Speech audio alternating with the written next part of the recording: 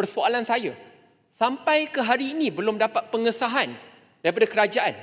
Adakah betul Jolo bersama dengan delegasi China masuk ke dalam Malaysia, runding berkenaan 1MDB, walaupun satu Malaysia kenali beliau sebagai perompak yang terbesar yang melakukan jenayah 1MDB? Mastermind kepada kes 1MDB dikatakan masih bebas memasuki Malaysia walaupun satu Malaysia tahu dia adalah perompak paling besar. Itulah yang dapat disimpulkan dari kenyataan YB Syed Saddiq apabila ahli Parlimen Muar tersebut mempersoalkan kehadiran mastermind kepada kes 1MDB iaitu Jolo yang masih bebas memasuki Malaysia, sedangkan Datuk Seri Najib Razak sudah pun dipenjarakan di atas kes berkenaan. Menerusi potongan video live yang dikongsikan di akaun TikTok berita FMT itu, apa yang mencuri perhatian adalah jawapan ringkas yang diberikan Timbalan Menteri Kewangan iaitu Liew Chin Tong yang hanya menafikan kenyataan YB Syed Saddiq tersebut. Saksikan video itu di sini.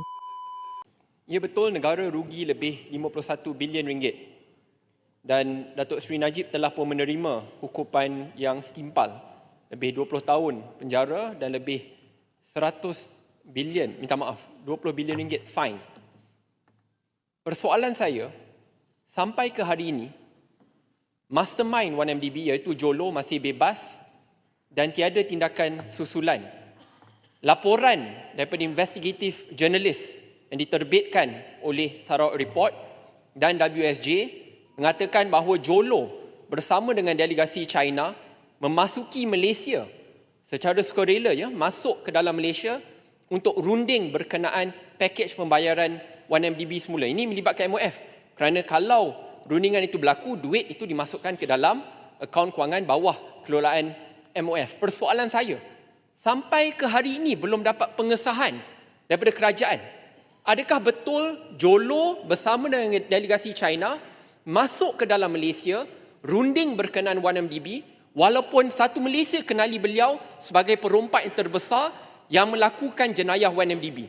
Saya harap jawapan ini dapat diberikan, jangan tai chi kepada kementerian lain, because this is a very serious breach of Malaysia's sovereignty. Terima kasih.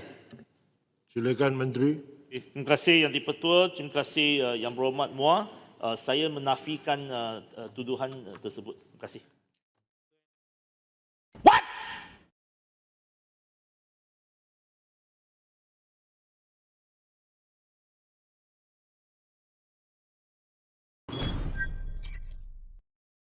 Subscribe with notifications on.